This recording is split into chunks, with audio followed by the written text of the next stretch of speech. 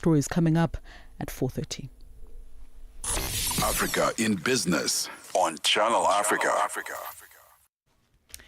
It's 16:07, Thursday, the 17th of December, 2025. Good afternoon. I'm Nhlanhla Mahlangu, standing in for Tami Ngubeni. Welcome to Africa in Business on Channel Africa. Coming up this hour, we speak to South African Government Association SALGA's 75 municipalities who are at risk of losing their government funding this month, and we reflect on the development in the agricultural sector in 2025. Remember, you can join in the conversation by finding us on X at Channel Africa, numerical 1, on Facebook at Channel Africa 1, Instagram, Channel Africa 1. You can also subscribe on YouTube at Channel Africa 1. Stay ahead with Africa in Business, where Tami Ngubeni unpacks your go-to source for Africa's economic trends and development. South African consumers are urged to spend wisely over the festive season to avoid a financial hurdle in January. Old Mutual personal finance expert John Manyike says this is because there's typically a 6-week pay gap between December and January. He says that consumers need to prioritize their spending to cushion the January financial blow. Nothando Makudumela reports. Some consumers usually feel financial hangover in January following the December festivities. Old Mutual personal finance expert John Manyike says this is because consumers go into the festive season to splurge without a proper budget. He says going into the festive season without a budget is a recipe for disaster come January. Manyike warns that this kind of behavior leads to a stressful January where people could find themselves not being able to make ends meet. The first pitfall is people not going into the festive season with a budget. Number 2, not prioritizing the essential stuff. Number 3, sometimes this whole influence where you have visitors or friends, that's where things go wrong because you want to impress people. So this people-pleasing syndrome is the reason why a lot of people are struggling with staying within their budget because you want to impress people. Or some people say they want to thank themselves, and that's another pitfall. We say, I want to thank myself. It's been a long year, 11 months, but that 1 month could actually cancel everything that you've accumulated over the past 11 months. And then it means you're going to start a new year crying. And I don't think it's the right way to actually start the new year on a financial back foot.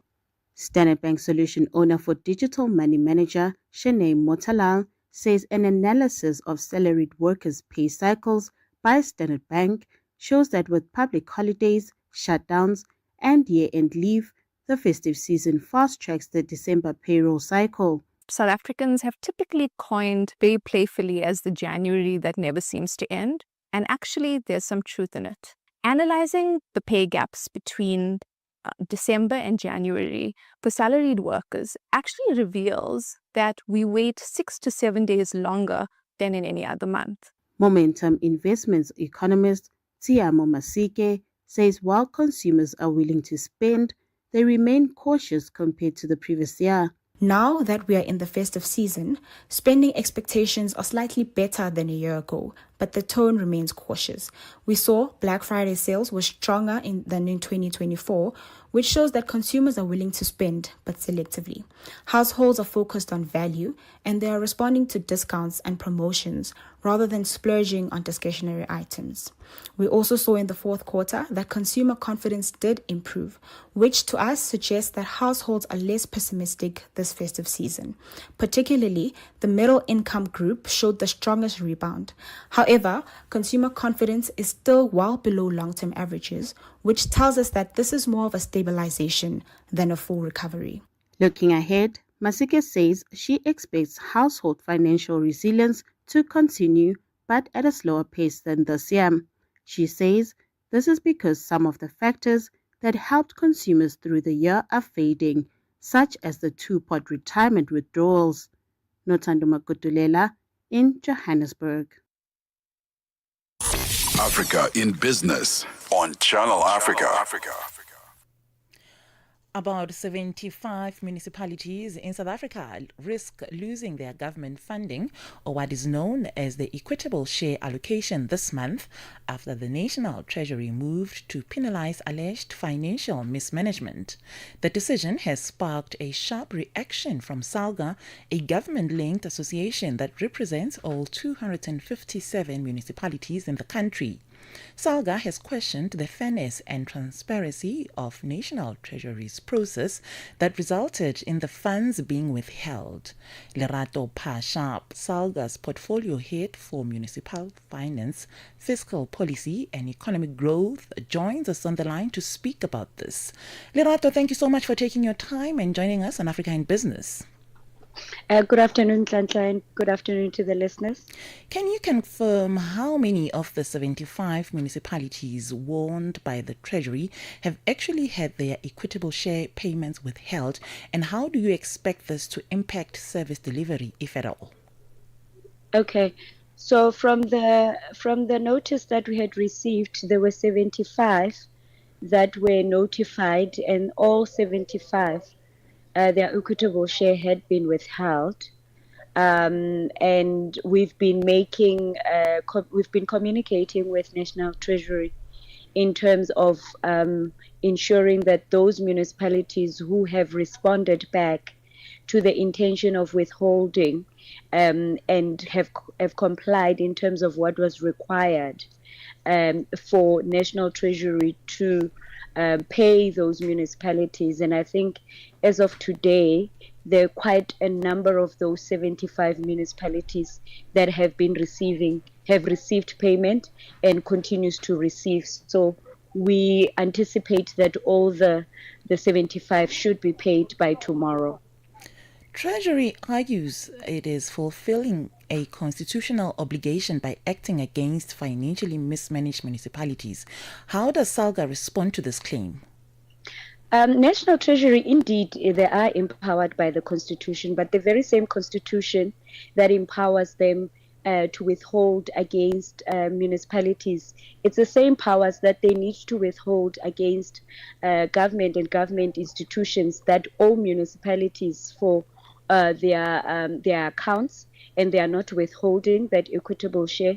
Two, there are also government and government entities that incur irregular, fruitless, and wasteful expenditure, and we don't see National Treasury withholding that equitable share, because what the AG had outlined and presented in Parliament was over 500 billion by government and government institution, and 92% of that had not been addressed, and only 134 billion and 80% from municipalities were not addressed. So we believe that Treasury is biased in terms of implementing this power that they have.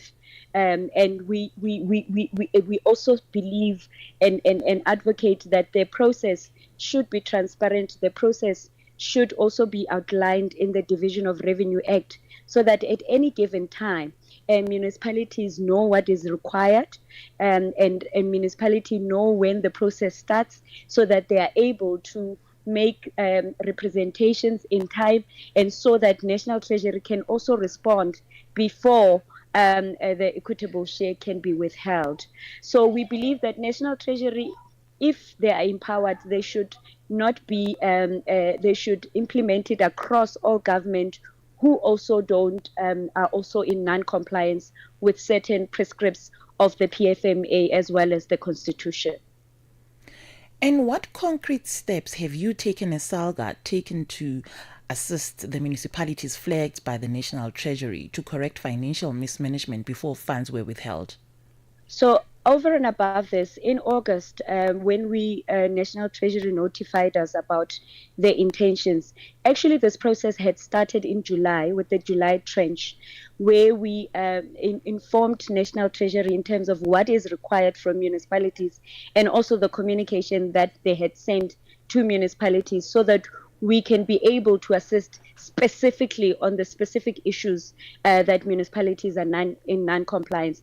Secondly, now, when we knew about this, we communicated with our provincial SALGAs to work together with provincial treasuries so that we can ensure that the municipalities submit the relevant documents that is required from Treasury. But I think over and above that, we've also hosted webinars so that we have a Q&A so that municipalities can outline what are the issues that they are struggling with. And unfortunately, within that webinar, National Treasury declined to attend to provide specific feedback on what is expected. But I think over and above that, because some of these issues are issues that are aligned to the funding of local government. We've been lobbying and advocating for the review of the fiscal framework of local government because we believe municipalities are underfunded.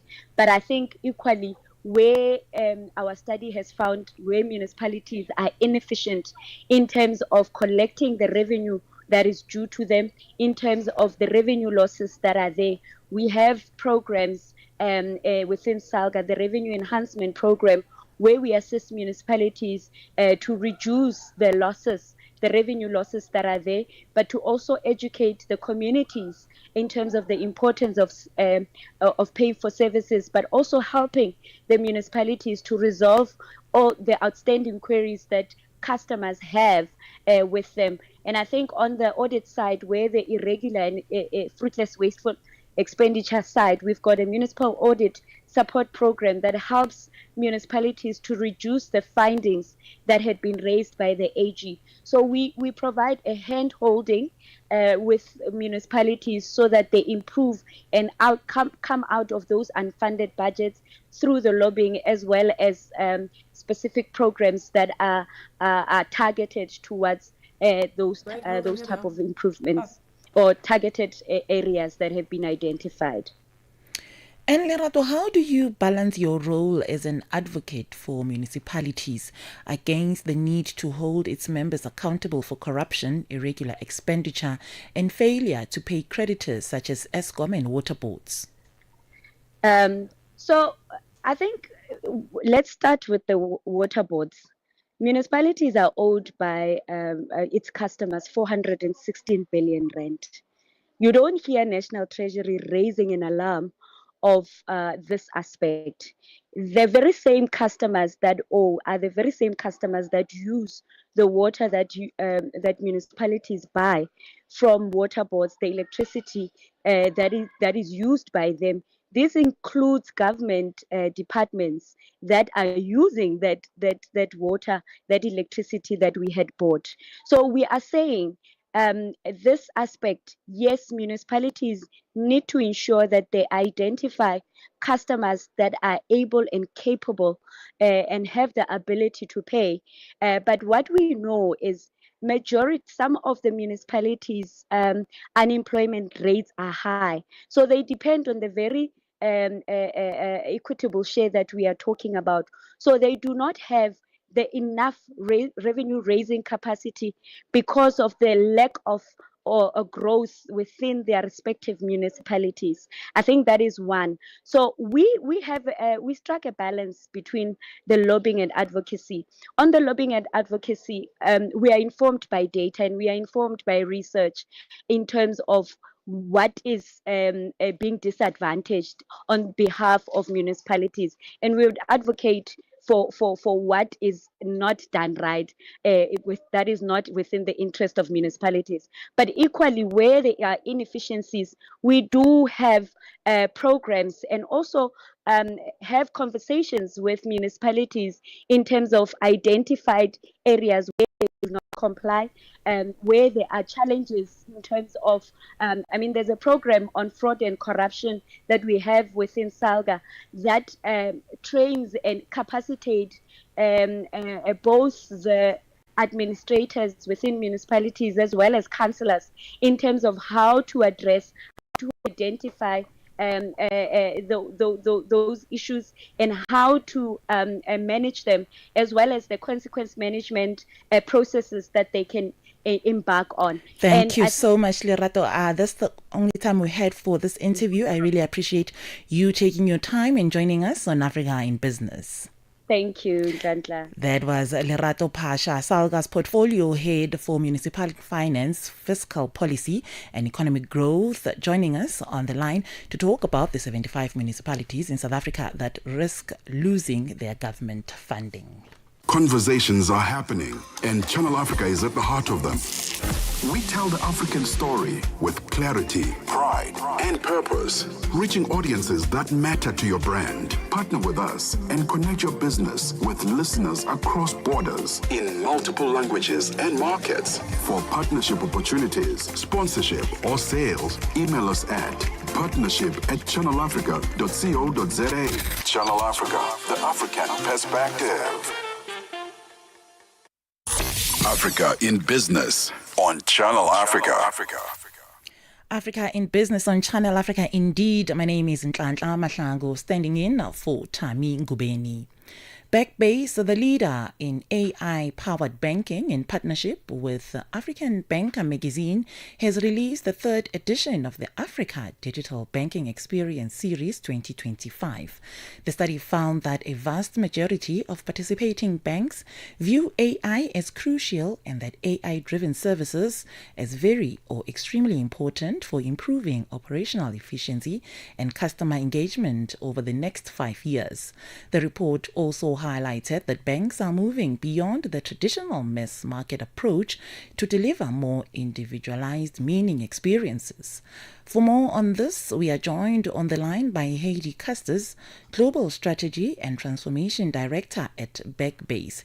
Heidi, thank you so much for taking your time and joining us on Africa in Business. No problem. Hello, good afternoon, Nhlanhla. Now, the report is based on insights from a comprehensive survey of 203 senior banking executives across 40 African countries.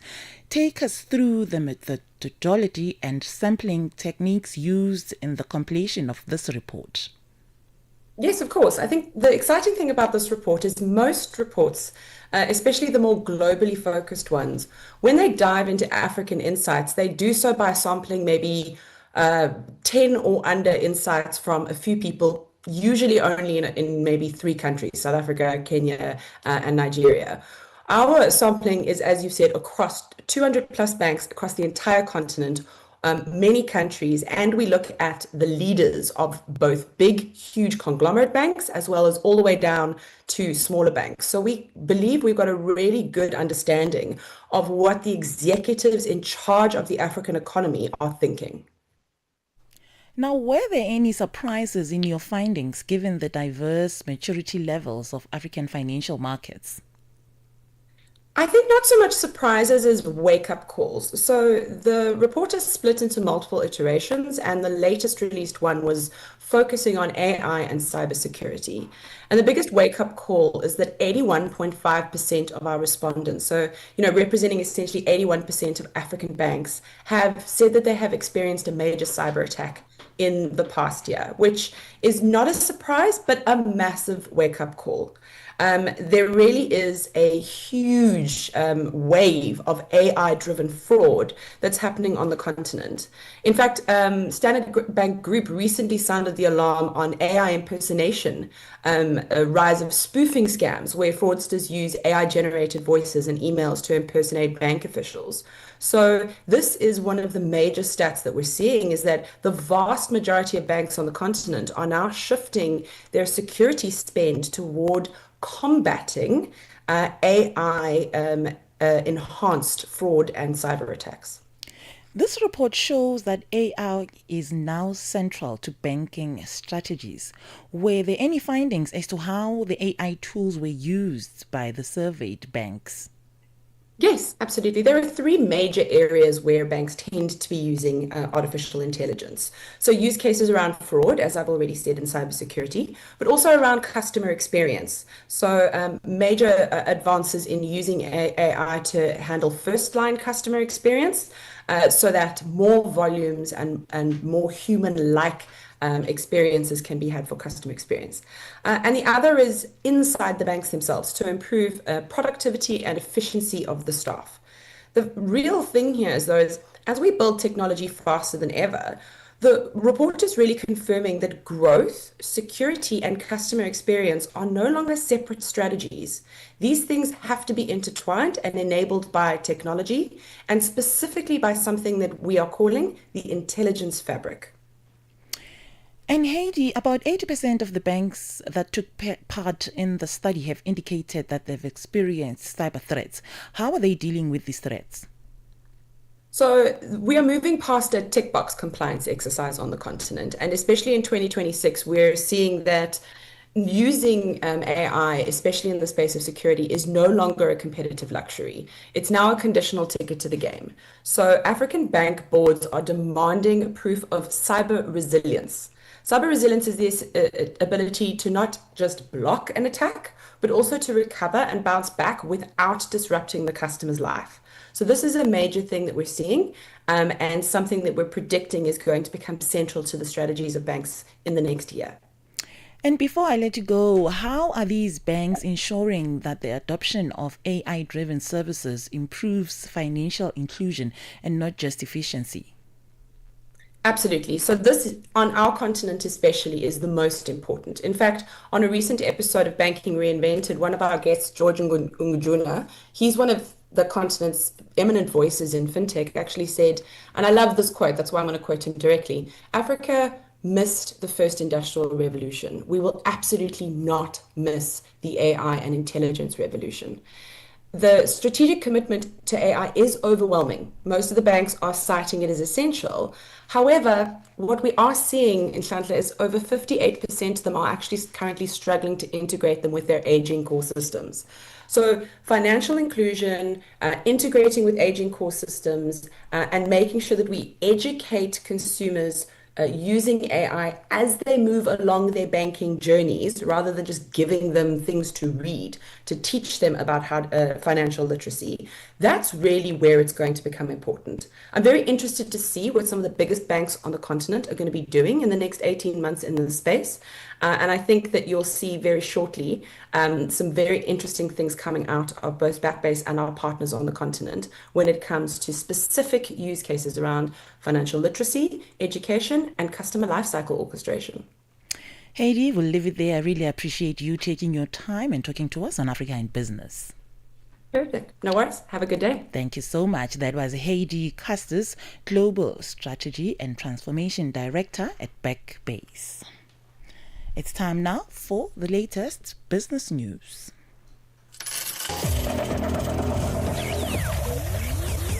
Business news on Channel Africa. The African perspective. A very good afternoon. $1 in South Africa is trading at 16 rand 74. Botswana, 13.7. Namibia, 16 Namibian dollars 74. And in Zambia, it's at 22.92 to the dollar. In Kenya, the dollar is trading at 128 shilling 33. Ethiopia, 155 birr 16. Uganda, 3,000 shilling 541. And in Tanzania, it is trading at 2,000 shilling 468. In Nigeria, the dollar is trading at 1,453 naira. In Egypt, it's at 47 Egyptian pound 48. Tunisia, a 2 dinar 907. Algeria, 128 dinar 578, and the Moroccan dirham is trading at 962 to the dollar. In Angola, the dollar is trading at 912 kwanza, while the Congolese franc is at a 2,000 shilling, or rather, yes, 2,231 to the dollar. And looking at commodities markets now, gold is trading at $4,334 and platinum $1,909 per ounce. Brent crude oil is at $59.96 a barrel. For any business stories you would like to share with us, please send us an email to newsroom@channelafrica.co.za or call us on +27 11 714 4459. For Channel Africa Business in Johannesburg, I'm Tabisolo Huku.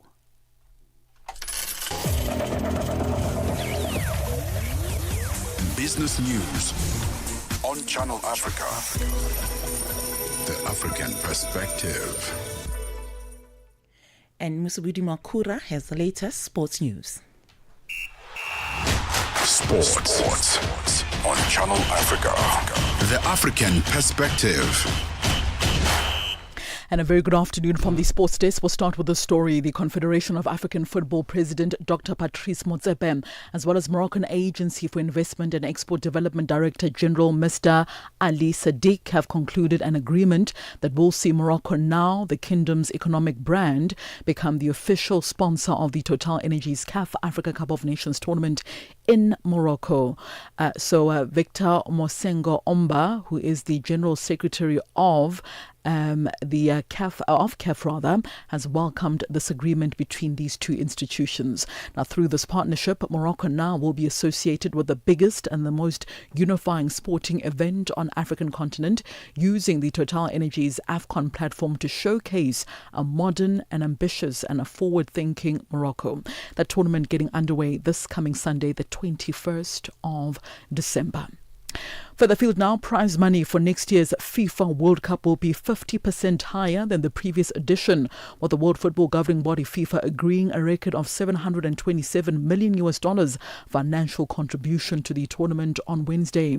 The biggest slice of FIFA's funding package for the North American showpiece is $655 million and will be performance-based payments to 48 participating nations, with the champion taking home $50 million, while the runner-ups will walk away with $33 million.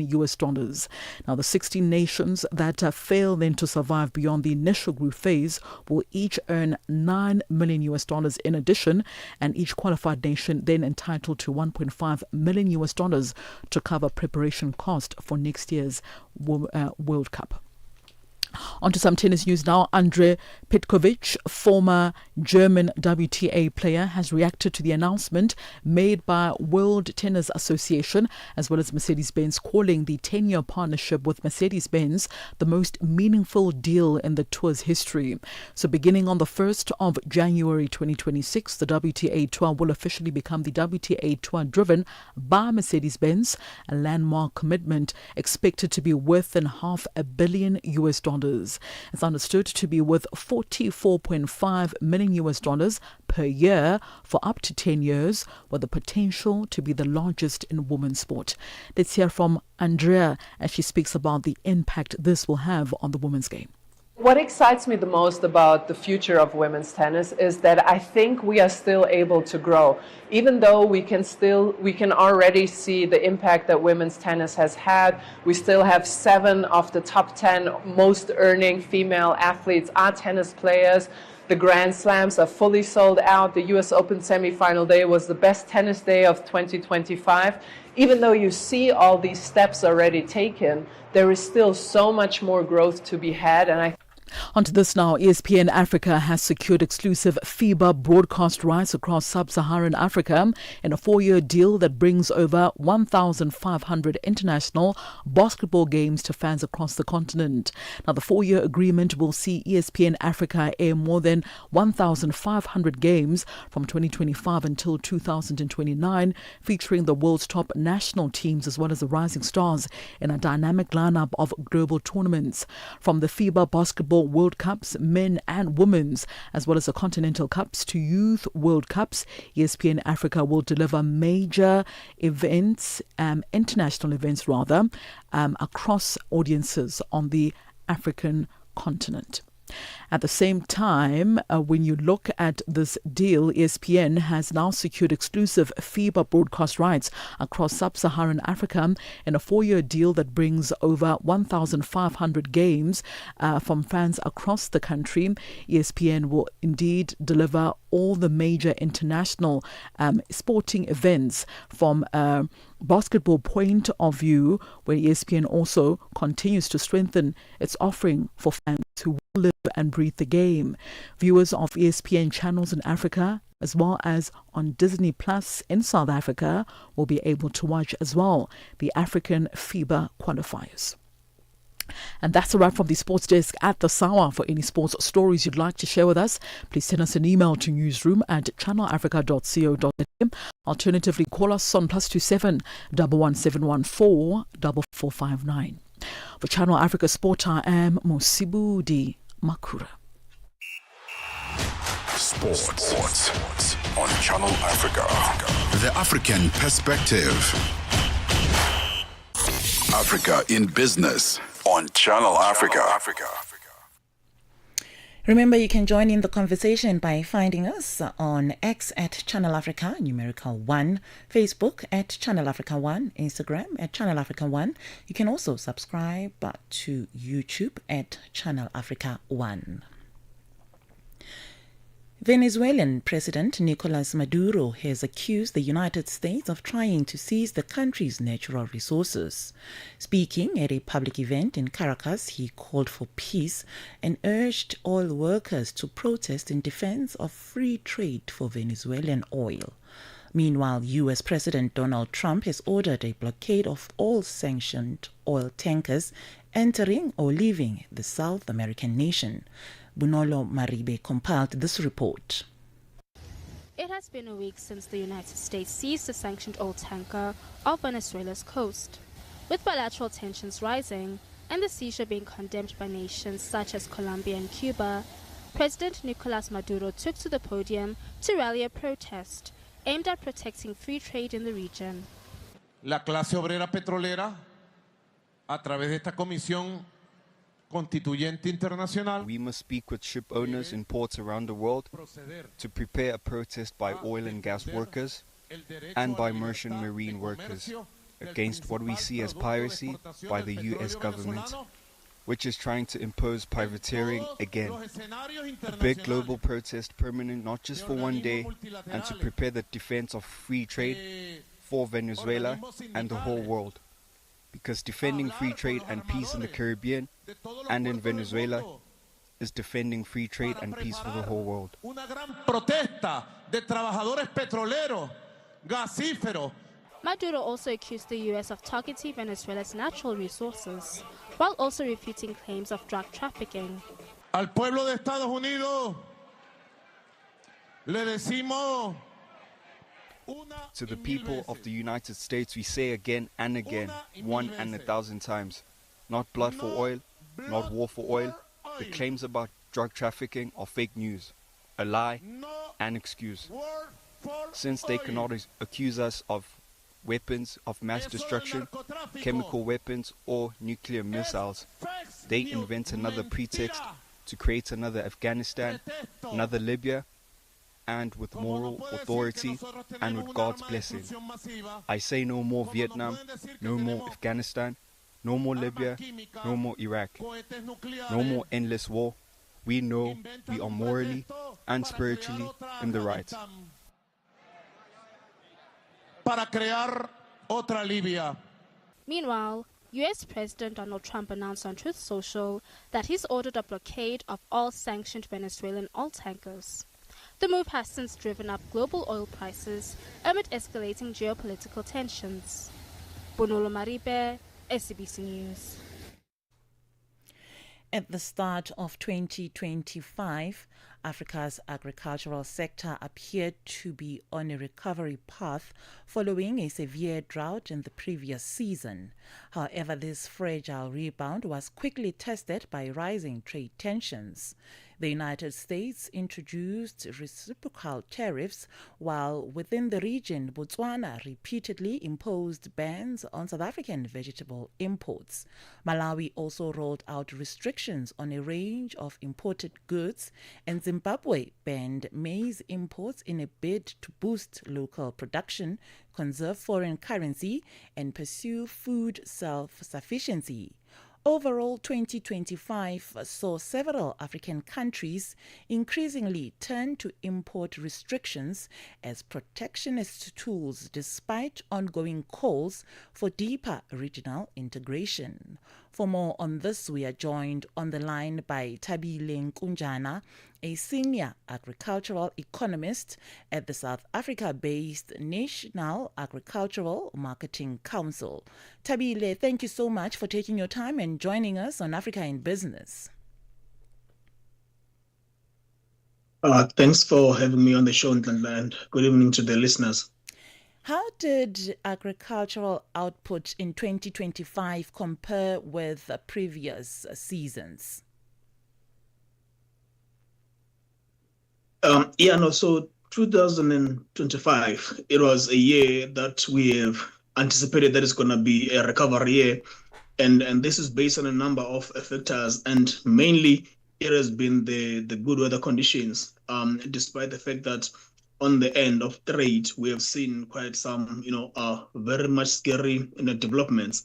But on the basic part of production, we have seen quite a growth in the overall, commodity production. And this is something that also a couple of countries across, the region, they have seen a rebound in the production, that is specifically the grains and the oil seeds. Specifically with South Africa, we've seen, a country that is quite important for the region in terms of the production and the trade. There's a lot of positive developments since the good conditions in terms of the weather that we have seen. A lot of maize production. We've seen a lot of soybean recovery in wheat, and of course in other small quantities of other commodities that we produce. So generally, this is positive, at least specifically for the production part of things. Even though even on trade, we have seen relatively, a recovery with some commodities recording some export records for the South African specifically, industry. But generally, the region itself, it has done, quite well in terms of recovering from the drought that we have experienced last season. And how did global trade disruptions and protectionist policies in 2025 affect African agricultural exports? No, if there's anything like that, the trade restrictions that we are seeing in the continent is that they are really, distorting the dream that is to see the Africa Free Trade area, expanding and actually operating, efficiently. Because one of the key things that have led to Africa sort of having a stagnant in its trade within the continent, it has been the protectionism. This has to do with the higher tariffs that each or other African countries imposed on other African countries, some temporary bans between, certain periods and all forth. And when you had to compare, what the continent trade with the global, market, you realize that some countries outside Africa, they actually have quite lower tariffs and other even better, trading, environment with an outsiders, if I may put it that way, for the lack of a better word, than they do with Africa. So these restrictions, they really, present a serious challenge because, for countries that are really export oriented, that are still growing, third world countries, as we have a lot of them within the continent, is the fact that they really need to look into their policies, because this, as much as we are seeing growth in the production, as I was telling you earlier on, that we have seen a rebound in terms of production, we really need to have an efficient trading, space within the continent, because as much as we do produce these, but if we are to sell them outside, we have a lot of people that are within the continent that are running, of hunger year in, year out.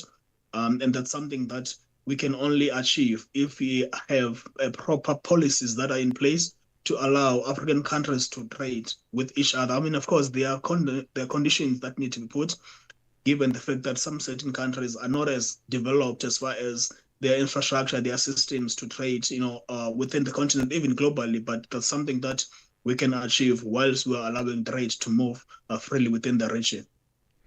We've also seen the likes of Zimbabwe, Malawi, and Tanzania impose import bans. What factors drove some of these countries to impose agricultural import bans in 2025? It has been a range of issues that they have been raised, Nhlanhla, except that, we cannot really, get, because some of them, they appear to be sort of, misunderstanding with a mind. One may put it that way, or perhaps even not necessarily understanding the reality on the ground. Because, as you're correctly mentioning, the bans between, for instance, Zimbabwe, and then some maize products from South Africa, then Malawi and Tanzania and South Africa, Botswana and South Africa, Namibia and South Africa, and so forth. So the list is endless. And if there's anything that we have seen that is even more concerning, is that the more, we are pushing for the Africa Free Trade area, the more we are seeing these bans. And that's something that we really, is concerning. It is really concerning. But for instance, with Zimbabwe, the concern or maybe the issue was the fact that they are saying that they appear to have received more better conditions and that therefore they're going to have a larger crop. But the reality on the ground is that there seems to be more issues than that. And as a result, that ban was eventually lifted, and South African exporters for maize are supplying Zim with maize. So it is so as it was for the Tanzanians as well, the ban that they imposed on South Africa mid-year, that was resolved. But of course, as much as we do resolve these, I think the most important thing is that we need to understand the root causes of all of them, understand them so that we can make sure that we iron up any differences so that at least we see trade that flourishes within the region. Because it's even more concerning, as I was telling you, that we are seeing more and more of these trade restrictions as more as we are pushing for the free trade. But it looks like, the policies that are being made, they are not really, parallel or moving towards the direction that we want to see. So that we can be able to see that flow of free goods within the region. And Tabile, is there any evidence that local farmers benefited from import bans through better prices or increased market access? So if there's anything that you can, I can tell you that as far as trade bans or restrictions, they tend to be placed or put in place with the good intentions. But the reality is that on the ground, and also the research has proven that these tend to have, the negative impact than what it was intended for. And this, I can make an example, for instance, about the vegetable bans that have been happening within the Sakul region or members. For instance, in Botswana, we have seen that as much as the intentions was to stimulate local production for vegetables in Botswana, for instance, the reality is that there was a serious impact on the consumers, as this was shown by the inflation, where vegetables were amongst the products that drove up inflation within that country. So it tells you that as much as the intentions were good as far as stimulating production, but it had real simply implications, for the consumers. Now, to answer your question specifically, is that for farmers specifically, then when a country, put import bans, then of course the local prices for those farmers that in the country that has imposed bans, they're gonna have to sort of receive better prices, because the products that are sometimes in those countries find that they are not enough, so therefore the prices domestically will increase. In that sense, farmers will make a little bit much but money for that. But then for the consumers, it's opposite, because the consumers, then it means that they're gonna have to cough up more money to afford those commodities. But not only that, there's another key important thing there is that competition for farmers is very important. I normally make an example about South Africa when we are developing our beef industry. So when that was happening, we are still a net importer then, and our main suppliers for our beef were Botswana and Namibia. We never banned their products coming to South Africa. If there's anything, we increased our technology. We proved our productivity of the beef. We are now an exporter of beef. We export a lot of beef to the Middle East and some parts of the continent. And as a result of that, we became more competitive. So competition for farmers is not a bad thing. If there's anything, it has been proven to be a good thing. But unfortunately, it looks like a lot of our countries within Africa, they do not really understand this concept, and as a result, they've been making a lot of these restrictions, which are not really helping much. Not both for the countries that are imposing the bans, and also for the countries that are banned to export the product. Tabi, we'll leave it there. I really appreciate you taking your time and joining us on Africa in Business. That was Tabile Nkunjana, a senior agricultural economist at the South Africa-based National Agricultural Marketing Council. And with me, I currently have Joelle, who will give us an update on what to expect White on her show. Hello Nhlanhla, bonjour à tous les auditeurs de Channel Africa. Alors tout à l'heure sur Vue d'Afrique, il sera question de l'avion militaire nigérian et son équipage retenu depuis leur atterrissage d'urgence non autorisé au Burkina Faso, qui ont été libérés après des excuses officielles d'Abuja.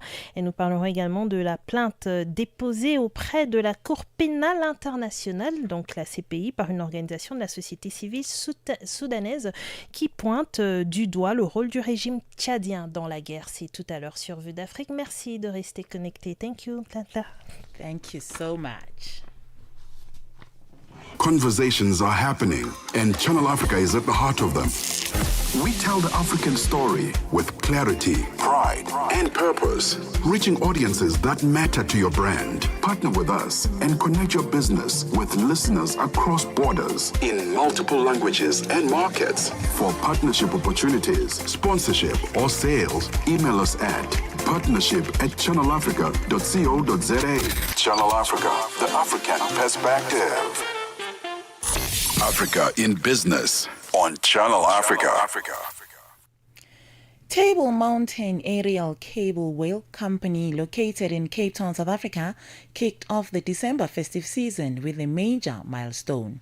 On Monday this week, the company welcomed their 33rd millionth visitor. Visitors have been using cable cars since 1929 to reach the top of the iconic Table Mountain. Table Mountain Aerial Cable Whale Company offers visitors a fun, safe, and enjoyable way to explore the mountain. Channel Africa's reporter Sisi Sikhalo spoke to the managing director of the company, Wahida Paka, to find out what sets them apart from the rest. So throughout the year, roughly our visitor percentage is 60% international, which includes Africa, and 40% local, which is South Africa only. What do you think attracts people to your site? I think people are attracted to the fact that this mountain sits in the middle of a city. And the views from the top of the mountain are absolutely incredible. In addition, when you are on top of the mountain, you actually realize that we are surrounded on 3 sides by the ocean. And that makes for a spectacular view. From the top of the mountain, you can see Robben Island, which, as you know, is such an integral part of our history. And I think people love the mountain because it has so much to offer. It has got so many beautiful trails for hikers.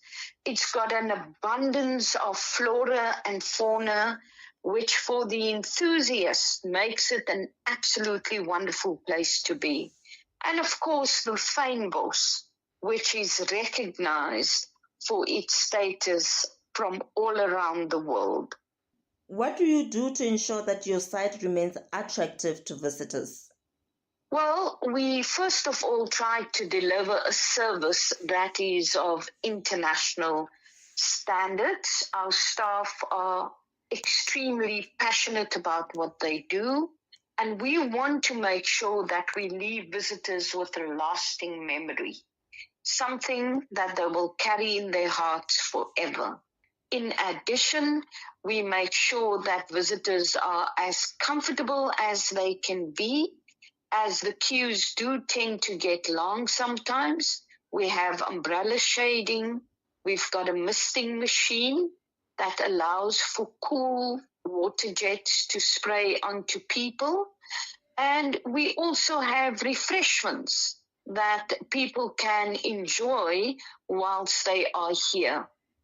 We also sell the most incredible memorabilia, all of which, well, all, if I say all, I mean 98% of which are procured from local suppliers, entrepreneurs that will benefit from your purchase. And that is something we are very proud of. We also try and touch the earth lightly by making sure that we remain carbon neutral, and in addition, that all our efforts to conserve water, which as you will know is a precious commodity, and reduce the use of electricity remains very high on our agenda. People visiting the Table Mountain Aerial Cableway, what can they expect this festive season? They can expect to be blown away by what we have on offer. We also recommend that they purchase their tickets in advance so that they can be sure not to queue twice. We also recommend that they use our free shuttle from the Kloofneck Circle, which will bring them to the top at the lowest station, and this will ensure that they don't need to run around looking for parking.